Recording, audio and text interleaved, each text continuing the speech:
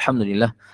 Pertama dan selamanya kita panjatkan rasa syukur kita kehadrat Allah Subhanahu Wa Taala dengan limpah dan kurnianya pada pagi ini kita telah dapat bersama-sama melaksanakan satu uh, program ataupun satu perkara yang baik dalam kehidupan kita. Kita mulakan dengan perkara yang positif, iaitu kita mulakan dengan istighfar kita, pertemuan kita dengan bacaan ayat-ayat suci Al-Quran, dengan tahlil lafaz la ilaha illallah dan juga dengan amal-amal zikir-zikir yang lainnya. Semoga Allah Subhanahu Wa Taala akan mencatatkan perkara yang kita lakukan pada pagi ini sebagai amal yang soleh yang mampu kita tuai hasilnya pada hari akhirat kelak insya-Allah. Dan juga kita harapkan agar doa yang kita panjatkan akan dikabulkan oleh Allah Subhanahu Wa Taala dan senantiasa kita berada dalam keredaan, berada dalam perlindungan, berada dalam keberkatan di sisi Allah Subhanahu Wa Taala insya-Allah.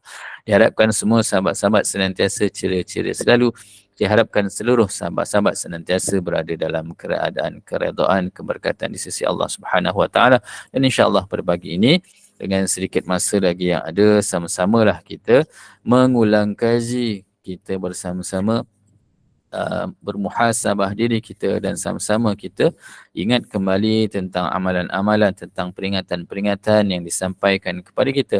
Apa yang ingin saya sampaikan tak lain tak bukan adalah peringatan untuk diri saya sendiri dan juga peringatan atas apa yang telah kita ketahui tetapi mungkin kita terlupa, insya-Allah berkaitan dengan saya ambil daripada 30 wasiat Imam Syafi'i yang mana pada pagi ini saya ingin kongsikan berkaitan dengan apa yang dikatakan sebagai belajar dan juga mengajarkan ilmu ataupun ta'lim dan juga al-muta'alim. Jadi ta'lim wa ta'alum, ta'lim wa ta'alum ataupun apa yang kita katakan sebagai menuntut ilmu, menyampaikan ilmu dan juga kita menerima ilmu tersebut.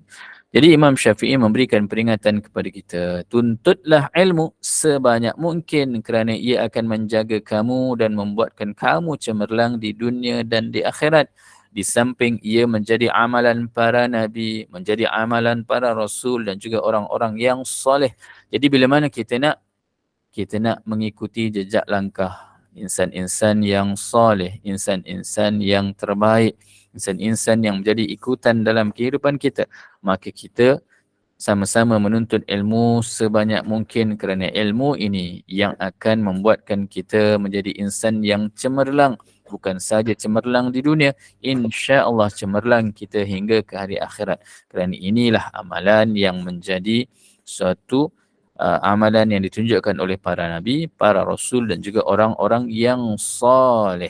Jadi bila mana kita mempelajari ilmu ataupun dikatakan makna dan juga matlamat ta'lim, iaitu dalam pada kita menuntut ilmu, yang pertamanya yang kita maksudkan adalah memasukkan cahaya Al-Quran dan hadis ke dalam hati supaya timbul kegairahan untuk beramal. Sesiapa yang tidak mendengar Al-Quran ataupun hadis selama 3 hari berturut-turut, satu titik hitam akan muncul dalam hatinya. Apabila titik hitam itu menebal dan akhirnya menutupi hati individu itu, maka sukar untuk dirinya menerima hidayah. Allahu Akbar. Jadi Alhamdulillah beruntung kita berada dalam jemaah GNI ini. Kan setiap pagi ada saja ilmu-ilmu yang mana membabitkan, kan diambil daripada rujukan ayat-ayat suci Al-Quran, diambil daripada hadis baginda Nabi sallallahu alaihi wasallam. Bayangkan dikatakan di sini bila mana kita tidak mendengar ayat-ayat suci Al-Quran ataupun hadis selama 3 hari berturut-turut, satu titik hitam akan muncul dalam hati kita. Bayangkan kalau kata kita jauh dengan Al-Quran. Bayangkan kalau kata kita jauh dengan hadis baginda Nabi sallallahu alaihi wasallam.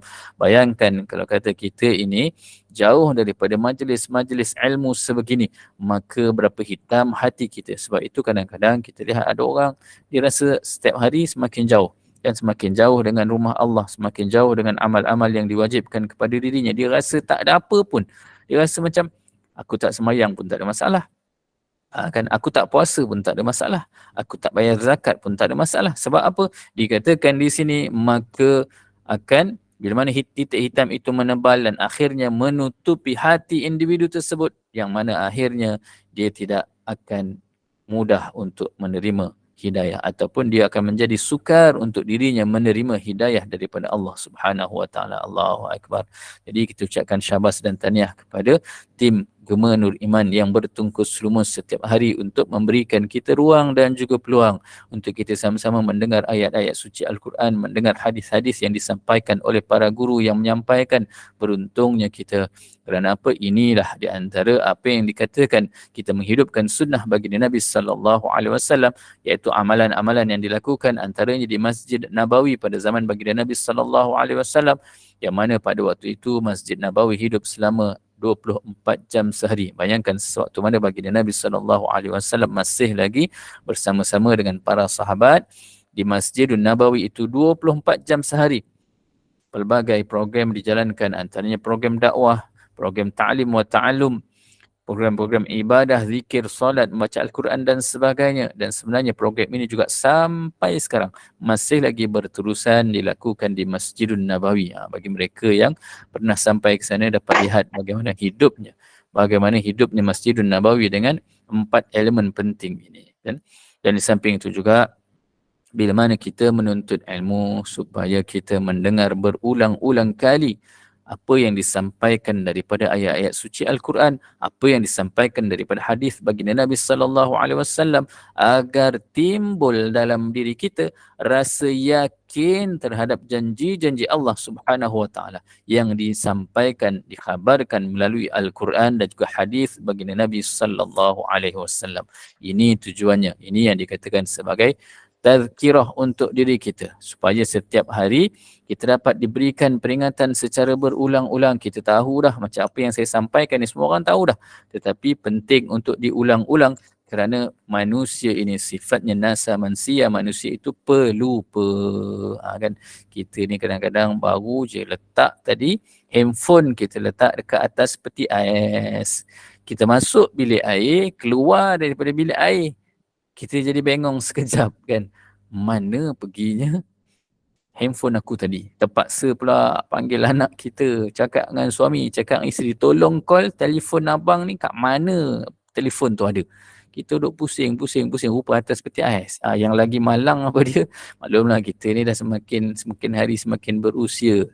Dia punya memori dia tu, dia punya RAM dah semakin kecil je kan. Ruang tu dah habis dah nak habis dah kan.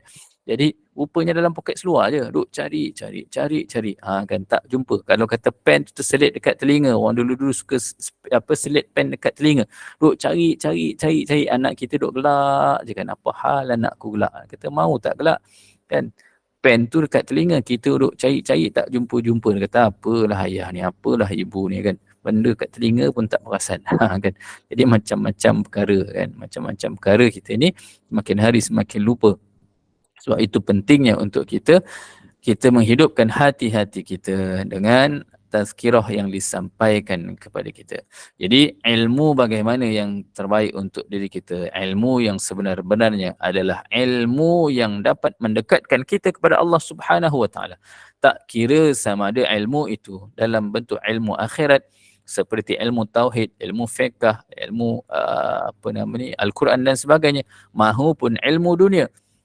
Seperti mana kita mempelajari ilmu sains, ilmu matematik, kerana kedua-duanya jenis ilmu ini mengajar kita tentang kewujudan dan kekuasaan Allah Subhanahu wa taala yang tidak terbatas. Jadi berapa ramai orang di kalangan orang bukan Islam, para saintis kan, pengkaji-pengkaji tentang bumi, tentang alam ini, yang mereka ini diberikan oleh Allah Subhanahu wa taala hidayah asbab daripada ilmu yang mereka kaji, ilmu yang mereka pelajari. Kan stokin sangkut kat bahu satu rumah cari, betul lah tu. Kan stokin lah, kadang tudung, kadang anak tudung, macam-macam kan, duk bawa dekat bahu, pusing satu rumah cari tak jumpa. Kan tapi jangan main-main benda macam ni kadang-kadang kan. Saya pernah dengar satu cerita daripada orang yang terdekat dengan saya. Dia kata apa dia? Ada seorang ni, dia kata bini dia kan dalam keadaan dia pakai baju, kemudian dia pakai tudung, dia boleh terlupa nak pakai kain. Bayang, lagi naya. Nasib baik dia tak keluar rumah lagi. Bayangkan kalau kata keluar rumah pakai baju, pakai tudung, kain tak pakai, apa kehernya. Kan. Jadi itulah, kena berhati-hati. Maklumlah kita ni manusia. Okey. Dan dalam pada kita lihat, kita akan cuba sampaikan berkaitan dengan adab kita dalam menuntut ilmu. Dalam pada kita ta'lim ini, majlis ta'lim ataupun majlis ilmu sebagaimana yang kita ada sekarang. Tetapi ada kesesuaiannya juga kan. Yang saya akan kongsikan adalah majlis ta'lim, adab ta'lim bila mana kita berdepan dengan guru-guru kita. Kan? Kenapa boleh jadi begini Ustaz? Faktor usia, kan?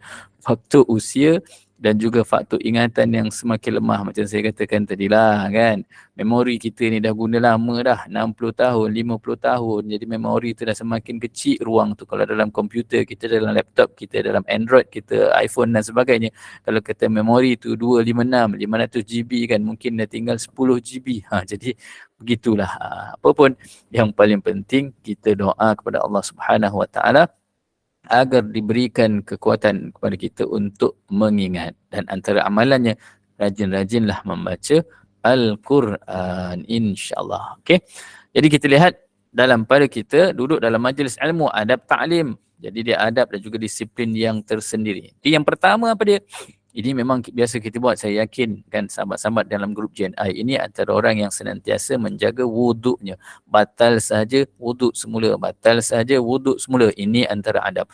Duduk dalam majlis ilmu, dalam pada kita menuntut ilmu, sama ada kita menyampaikan ataupun kita yang mendengar, maka jagalah wuduk kita. InsyaAllah. Sebab apa? Bila mana kita berwuduk ini, para malaikat senantiasa akan berada bersampingan dengan kita. Yang keduanya apa dia? Ini yang boleh kita amalkan, iaitu solat sunat 2 rakaat sebelum majlis dengan harapan Allah Subhanahu Wa Taala mengampunkan dosa-dosa kita dan memudahkan kita memahami, mengingati, mengamalkan dan menyampaikan. Jadi buat solat sunat 2 rakaat sebelum kita hadir dalam majlis ilmu. Tujuannya apa dia? Kalau kita lihat di sini, dia ada 4 kebaikan. Ada 5 kebaikan. Iaitu yang pertama, Allah Ta'ala, kita mohon agar dipermudahkan urusan kita dalam memahaminya. Kemudian Allah Ta'ala akan mengampunkan dosa-dosa kita. Allah Ta'ala akan memberikan ingatan yang kuat kepada kita. Ini termasuk tadilah kan. Kemudian Allah Ta'ala akan memberikan kemudahan kepada kita untuk mengamalkan ilmu yang kita perolehi. Dan juga kewajipan. Sebenarnya ini kewajipan kepada kita. Bila mana kita menuntut ilmu, bukan sekadar kita belajar, bukan sekadar kita faham. Setelah kita belajar, kita faham. Selepas kita faham, kita akan mengamalkannya. Dan juga yang terakhir, tak kurang pentingnya, kena sampaikan ilmu yang kita ada. Kan ada juga tadi yang bagi komen, elakkan tidur selepas asar. InsyaAllah nak elak dari lupa.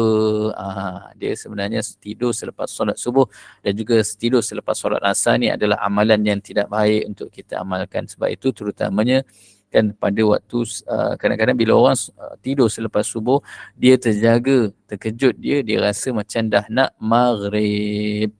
Ada orang dia tidur lepas asar. Jadi lepas solat asar, apa nama ni? Dia selepas solat asar dia tidur, dia terjaga masuk waktu maghrib tapi dia ingat waktu subuh. Itu yang kadang-kadang ada orang, kan saya pernah tengok satu video kan, ada orang apa nama ni, dia tidur selepas solat asar, jadi dia bangun-bangun dia terkejut. Kemudian dia tengok macam nak pergi, kalau kata orang nak pergi kerja ni, dia kelang kabut nak pergi kerja. Saya tengok video tu budak tu bangun waktu dekat maghrib kan. Family dia pun satu hal, pergi mendajarkan dia kan. Bangun-bangun anak tu kan, dia kata nak suruh siap pergi sekolah. Anak tu bersiap pergi sekolah. Sampai depan pintu sekolah kan, dah pakai baju, dah pakai kasut semua. Hantar mak dia, bapak dia pergi hantar. Agak saja je nak mengenakan anak dia. Hantar sampai depan sekolah. Sampai depan sekolah tengok apasal tak ada orang. Ya, mana ada orang sekolah waktu maghrib. Anak tu duk ingat lepas, anak tu duk ingat selepas subuh, kelang kabut dia nak pergi sekolah. Okey, niat solat sunat sebelum menuntut ilmu apa dia Ustaz? Okey, niatnya kan. Jadi solat ni sebelum solat ni sebelum kita menuntut ilmu ni, kita buatlah apa-apa juga solat sunat kita yang bersesuaian dengan waktunya, insya-Allah kan. Dia contohnya waktu apa nama ni, waktu duha kan, kita solatlah sunat duha. Dalam solat itu, selepas solat itu kita niatkan mohon kepada Allah Subhanahu Wa Taala agar dapat kita mudah dalam menuntut ilmu, insya-Allah. Okey.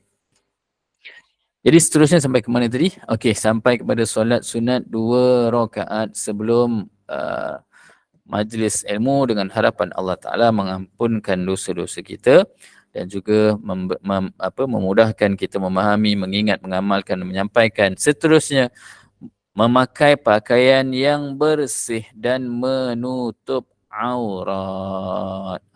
Okey. Jadi pakai pakaian yang bersih ini menjadi suatu perkara tuntutan kepada kita. Jadi pakaian bersih memang dituntut dalam Islam, kebersihan dituntut dalam Islam, dan penting juga menutup aurat. Jangan kita pergi majlis ilmu dalam keadaan tak menutup aurat. Okey.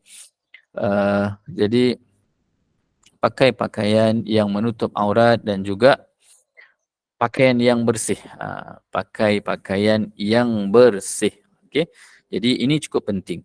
Cukup penting, ini adabnya. Kan jangan pula ada setengah ni kadang-kadang pening juga kan bila kita ni menyampaikan, minta maaf katalah, kadang-kadang bila kita menyampaikan ilmu ni di majlis-majlis tertentu, kalau kata ada di kalangan jemaah ni yang pakaian dia nampak tutup aurat dah tapi tak menutup dengan sempurna, pakaiannya ketat-ketat, tudungnya singkat-singkat kan. Pening kita yang menyampai kat depan kan, kita menyampai kita kena tengok jemaah yang mendengar kan. Bila duduk tengok yang kanan ketat, yang kiri tudung singkat, kan, yang sebelah belakang makeup bukan main, ujian sungguh untuk kami yang menyampaikan kan. Kami juga manusia biasa. Jadi kenalah jaga adab-adabnya. Pakai pakaian yang bersih dan juga menutup aurat dengan sempurna. Kemudian yang keempat, memakai wangi-wangian. Wangi-wangian ini khusus untuk lelaki. Untuk perempuan, kalau nak pakai wangi-wangian, niat asalnya bukan kita nak bagi orang bau wangi kita.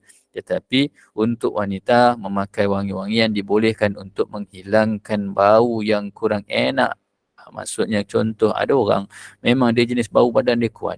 Ada setengah orang kan, minta maaf katalah, bau ketiak dia tak boleh nak cover. Kan.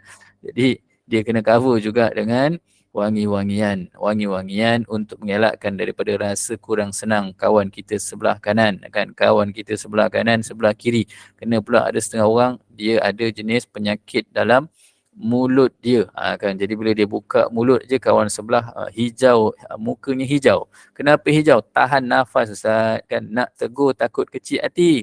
Jadi terpaksalah buka bila kawan sebelah buka mulut dia menahan nafas. Jadi selamatnya apa dia? Kalau sekarang ni selamatnya pakai face mask kan.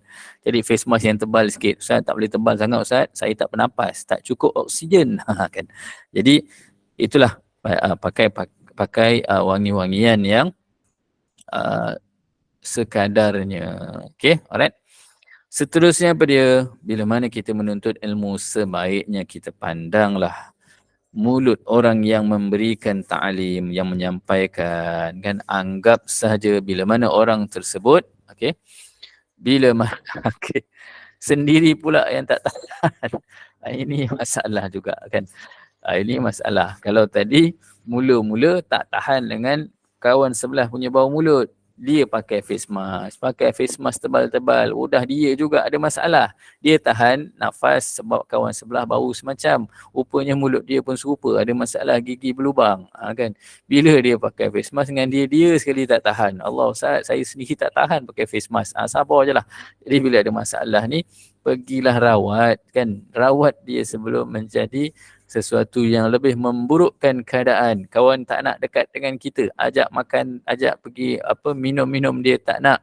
Ajak duduk sebelah kita. Kalau datang je ke majlis ilmu, nampak kita, semua pakat duduk jauh dari kita. Kan menjauhkan silaturrahim. Jadi rawatlah sebaik mungkin. Jadi sebelum pergi majlis ilmu, Kan sebaiknya kita bersihkan mulut kita, gosoklah gigi kita, kan sekurang-kurangnya bertahan beberapa jam. Jangan kita datang dalam keadaan baru lepas makan petai, baru lepas makan jering, baru lepas makan bawang putih, baru lepas makan jengkol, baru lepas makan tempoyak, kan. Pening kawan, sekali dia sendawa, bob, kan. Bilik kecil pula kan, majlis ilmu tu tak ramai, 15 orang, 20 orang, bilik lebih kurang dalam 10 kali 20, dia sendawa seorang, satu bilik tu menahan nafas, kan. Jadi jangan kita menyeksa kawan-kawan kita. Sesungguhnya ia suatu penyeksaan yang membebankan. Kan? Nak tegur serba salah, tak tegur pun serba salah. Selalunya jadi waktu solat tarawih betul sangat. Kan buka puasa, kadang-kadang sekarang ni pun buka puasa dekat masjid, dekat surau, dia punya menu bukan macam dulu. Dulu datang masjid, datang surau, setakat ada nasi, ada lauk satu, kemudian ada buah, ada kurma. Sekarang ni kadang-kadang pergi masjid dah macam kita pergi makan dekat 5-star hotel. Kan? Masjid sedia basic je. Orang ramai ni segala macam juadah yang ada dekat bazar Ramadan, semuanya ada dekat atas meja. Tak perlu pergi bazar Ramadan dah. Waktu yang menjimatkan dalam setahun ialah waktu bulan Ramadan bagi mereka yang senantiasa istiqamah berbuka puasa di masjid dan surau. Kan. Apa dah hal, benda free, orang nak bagi, tak ada masalah pun. Kan, jimat kita sebulan. Carilah kan, ada setengah kawan saya ni dia cari jadual. Masjid mana yang ada buat buka puasa, masjid mana yang ada buat bersahur.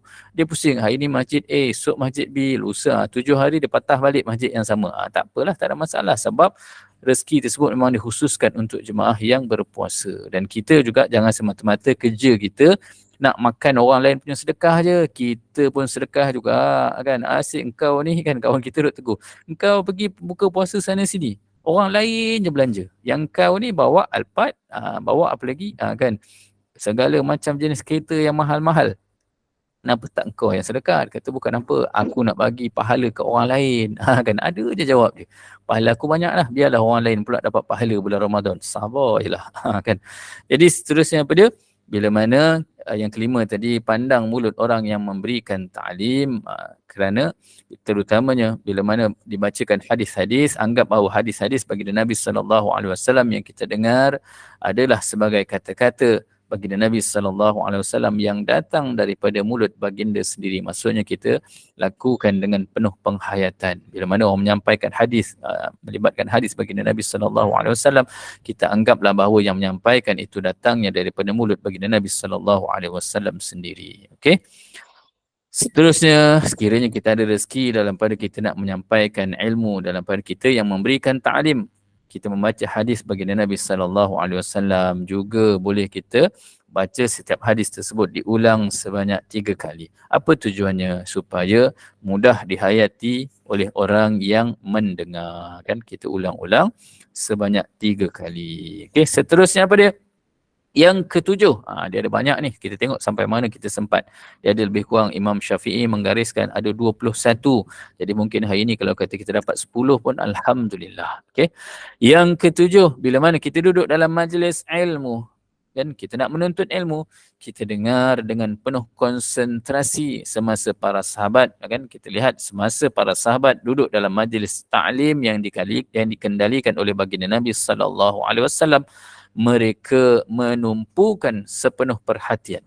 Dan para sahabat bila mana baginda Nabi SAW antaranya menyampaikan ilmu, mereka akan fokus 100%. Kan kalau kita sekarang ni sampai 200%. 100%, 100% kita fokus kan. Jadi sehingga mana tidak mempedulikan burung-burung yang bertenggek di atas bahu dan kepala mereka. Apabila kita menunaikan hak mendengar, Allah Subhanahu Wa Taala akan memudahkan kepada kita beberapa perkara. Okey, yang pertama tadi kita lihat bagaimana para sahabat bila mana duduk dalam majlis ilmu, dia fokus, mereka ni fokus 100%. Burung duk hinggap atas kepala, burung duk hinggap atas bahu. Tak jadi masalah kan? Tak dihiraukan pun. Kita bukannya burung, kan? Agas lalu pun kita dah rasa rimas. Nyamuk duk gigit, kita punya pukul nyamuk ketepek, tak cukup ketepek, kita lenyek nyamuk tu pula. Dia ada manusia yang begitu. Dia tak akan puas hati bila mana dia pukul nyamuk tu dah meninggal dah nyamuk tu. Tapi dia lenyek selagi mana dia boleh lenyek. Kan kata, kau gigit aku sesuka hati kau, pak sekali nyet, kita tengok Allah sabar je lah kan. Yang tak boleh tahan kalau kata nyamuk tu siap dah gemuk dah, dia tengok ada setengah orang pula dia suka menyakat nyamuk. Menyakat nyamuk macam mana? Nyamuk duk gigit, dia tengok nyamuk ni belum gemuk, tak apa, biar kau gigit sampai kau gemuk, kata kan. Sekali kau dah gemuk, pam sekali, kata. Sabar, langsung berderai dia punya darahnya tu penuh dekat baju, penuh dekat tangan ataupun dekat kaki. Ada orang begitu. Dia suka nyamuk selepas dia pukul dia lenyek kan. Dia rasa macam puas hati, sungguh aku dapat pukul nyamuk sampai lenyek. Kan. Jadi seterusnya kita lihat bagaimana hebatnya mereka ini dalam mendengar dan duduk dalam majlis ilmu, dan kita lihat bila mana kita menunaikan hak dalam mendengar. Allah Ta'ala memudahkan kepada kita 3 perkara. Apa dia 3 perkara tersebut? Yang pertama, Allah Subhanahu Wa Ta'ala memudahkan ilmu masuk ke dalam hati kita. Kan? Bila mana kita fokus, kita dengar dengan beradab, maka Allah Ta'ala akan memudahkan ilmu yang kita dengar agar masuk terus ke dalam hati kita. Ada orang dengar, kan, Ustaz, saya ni jenis dengar, saya dengar Ustaz, masuk sekejap, masuk kanan keluar kiri. Kan, Alhamdulillah masuklah juga. Ada setengah orang dia masuk adalah lekat 10 yang dia sampai, dapatlah 2, dapatlah 3. Alhamdulillah. Ada orang, Ustaz, saya bila duduk dalam majlis ilmu, masuk kanan, belum sempat masuk dalam, keluar balik Ustaz. Kan, orang Jerman kata mendat ataupun mantul, kan. Baru nak masuk, keluar balik. Kan, ini dah kata berkarat sungguh, kan, berkarat sungguh. Banyakkanlah istighfar. Mohon Allah Subhanahu Wa Taala berikan. Kan, sebab ada setengah orang, dia datang dalam majlis ilmu. Dia datang, dia duduk, dia dengar. Kemudian bila ada ruang untuk bertanya soalan, dia tanya soalan setiap kali. Ada orang begitu. Kan, saya duk perhati kan, dalam setiap majlis ilmu ada orang-orang yang begitu. Kan, dia duduk dalam majlis ilmu, bila dibuka ruang soalan, dia tanya soalan tu bagus dah, Alhamdulillah. Tapi yang tak bagus apa dia? Dia tanya soalan tapi dia nak ustaz ikut jawapan dia. Allah, kan. Dia tanya soalan begini. Kita pun jawablah atas ilmu yang kita ada. Udah, dia kata apa dia? Bukan Ustaz, bukan begitu. Kan, udah. Awak tanya dengan kita menjawab, awak tak terima. Awak je lah duduk depan. Kan, awak je lah menyampai, biar saya duduk belakang, saya dengar. Kan. Dia dah duduk dalam majlis ilmu ni ada adab. Bila mana kita nak tanya, tak ada masalah. Walaupun mungkin jawapan yang kita nak tu tak sama dengan apa yang kita faham, kan. Sebaik-baiknya bila begitu, habis majlis, jumpa ustaz, bincang. Benda boleh bincang, buat apa nak gaduh? Kan, orang sekarang kata begitu. Benda boleh bincang, buat apa nak gaduh? Tapi dia ada orang yang dia kata apa dia? Benda boleh gaduh, buat apa nak bincang? Kan, gaduh lebih baik daripada bincang. Macam-macam manusia. Okay. Jadi yang pertama tadi, Allah Ta'ala mudahkan ilmu masuk dalam hati kita. Yang kedua, Allah Subhanahu Wa Ta'ala memudahkan kita memahami apa yang kita dengar. Itu yang saya katakan tadi. Yang pertama, ilmu tu masuk dalam hati. Dah masuk dalam hati, Allah Ta'ala mudahkan pula untuk kita faham. Ada orang duduk dalam majlis ilmu 2 jam. Bila ditanya, apa yang kau faham hari ni? Aku satu apa, aku tak faham. Ustaz tu menyampaikan, aku tak faham langsung. Katakan. Itu masalah hatilah kalau kata langsung tak faham. Kan? Yang ketiganya apa dia? Allah Subhanahu Wa Ta'ala memudahkan kita bercakap tentang ilmu tadi apabila diperlukan. Maksudnya apa dia? Yang pertama, masuk dalam hati kita. Yang kedua, kita faham perkara tersebut. Yang ketiga, kita boleh beramal dan juga kita boleh bercakap bila orang tanya dengan kita ataupun kita menyampaikan kepada orang apa yang kau belajar tadi. Aku belajar begini. Kemudian dah dia sampaikan kepada orang lain, Ustaz tadi pesan begini. Kita pun sampaikan. Alhamdulillah, 3 perkara. Dan ada specialnya lagi, kita mampu beramal dengan amalan yang disampaikan tersebut. Ini keistimewaan bagi orang yang duk fokus dalam majlis ilmu. Kan? Sebab itu, kalau saya duduk dalam majlis ilmu nak mudah faham, ialah kita ada buku catatan, kita ada nota kita. Sebab apa?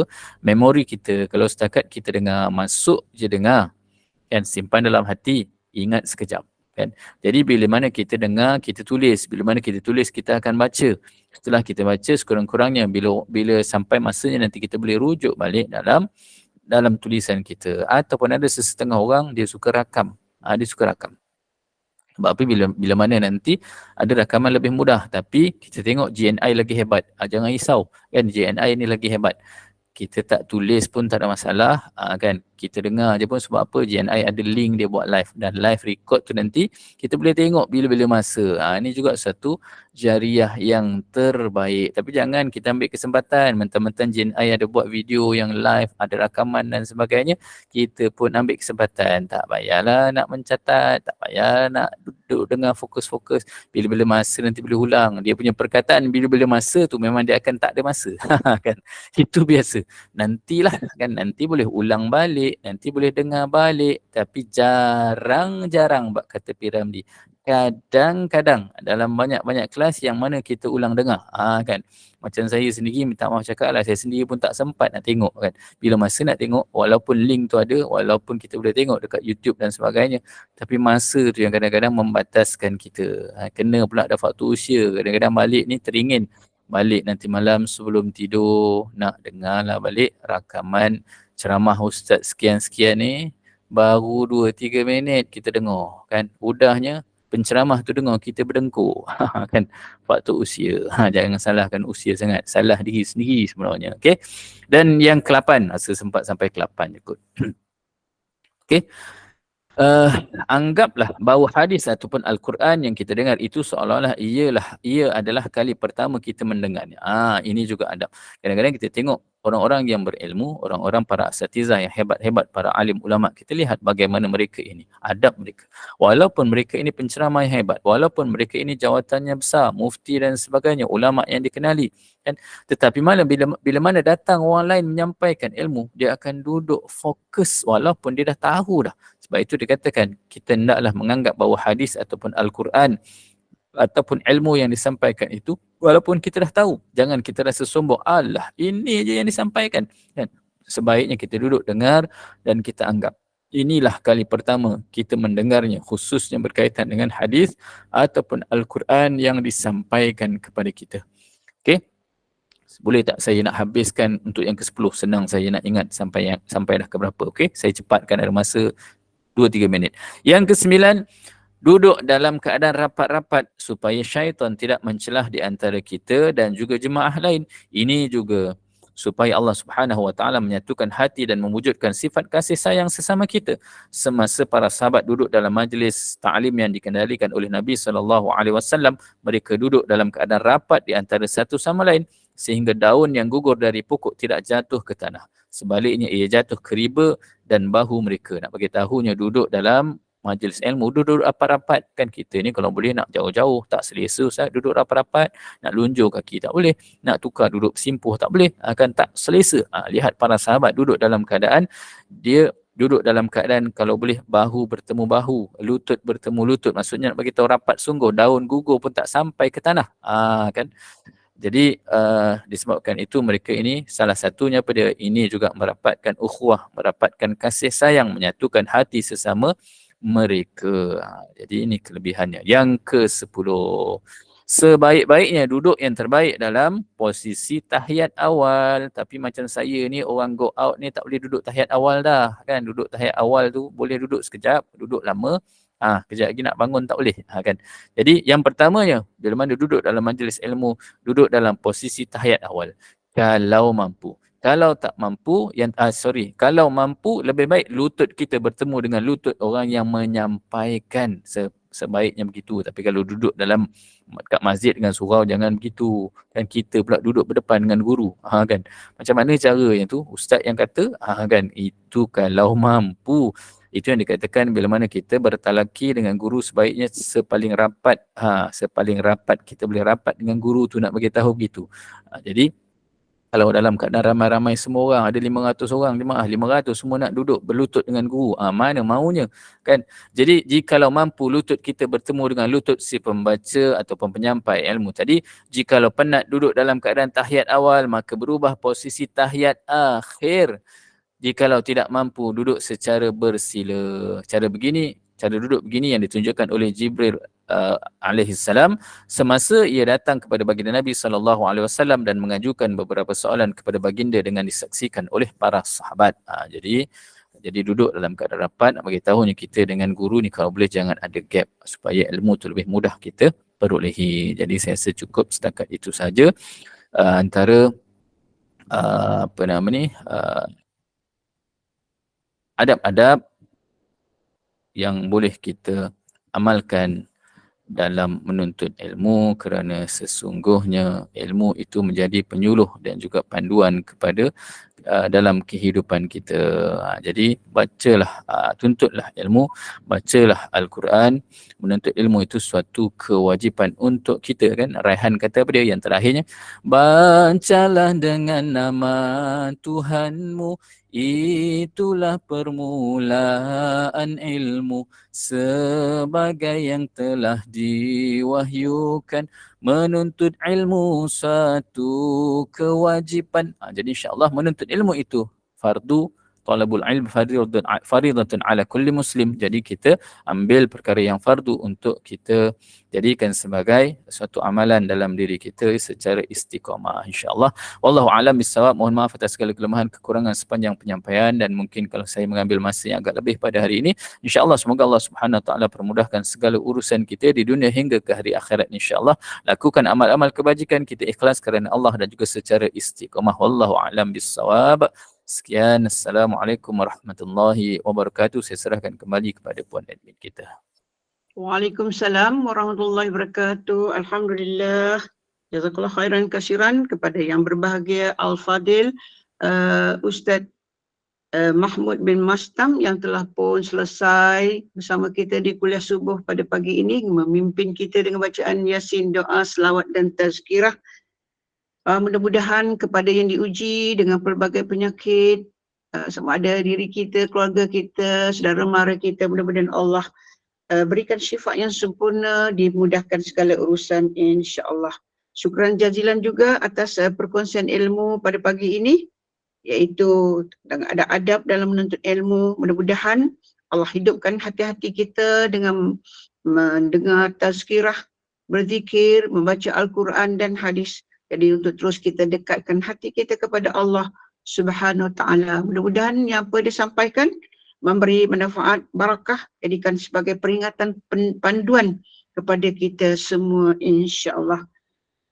Terima kasih kepada tim Gubernur Iman, terima kasih kepada para jemaah yang terus istiqamah. Semoga Allah dorongkan kita terus untuk kita tingkatkan keimanan kita, tambahkan ilmu serta amalan, dan masukkan kita dalam golongan orang-orang yang dilimpahi dengan pelbagai kebaikan dan hidayah Allah Subhanahu wa taala. Dan ada sedikit info tentang program yang kita akan laksanakan pada 10, 17 dan 24 hari bulan ini, iaitu pada pukul 8.30 hingga 10 malam, lebih kurang 1,5 jam, bersama dengan Al-Fadil Ustaz Dr. Ahmad Mursyidi bin Mustafa, pensyarah UiTM, iaitu Daurah Solat. Jadi teruskan bersama mulai pada malam esok dan minggu seterusnya. Jadi kita ada 3 minggu berturut-turut untuk program Daurah Solat bersama Al-Fadil Ustaz. Jadi untuk teruskan itu, jadi mohon kepada para jemaah teruskan berinfak. Mudah-mudahan program-program kuliah-kuliah yang kita akan laksanakan bersama asatizah dapat kita laksanakan dengan jayanya dengan izin Allah Subhanahu wa taala. Dan kuliah kita pada pagi ini, iaitu kuliah duha kita pada pukul 10 pagi bersama dengan Al-Fadil Ustaz Muhammad Aizuddin bin Kamaruzzaman, iaitu syarah dari kisah sahih para nabi jilid yang pertama. Jadi kepada para jemaah yang ada kelapangan waktu, teruskan bersama pada pukul 10 pagi nanti untuk kuliah duha. Dan untuk kuliah-kuliah asar, maghrib dan isyak, rujuk kepada WhatsApp group masing-masing untuk kuliah-kuliah seterusnya. Dan sebagai penutup tirai, sekali lagi silakan Al-Fadil Ustaz untuk membimbing bacaan tasbih kafarah dan menutup dan surah Al-As. Dan saya sudahi dengan wabillahi taufik. Wassalamualaikum warahmatullahi wabarakatuh. A'udzu billahi minasyaitonir rajim. Bismillahirrahmanirrahim. Subhanakallahumma wa bihamdika asyhadu an la ilaha illa anta astaghfiruka wa atubu ilaik. Bismillahirrahmanirrahim. Wal 'asr. Innal insana lafi khusr. Illa alladhina amanu wa 'amilus solihat wa tawassaw bil haqqi wa tawassaw bis sabr. Astagfirullahalazim. Sekian, assalamualaikum warahmatullahi wabarakatuh.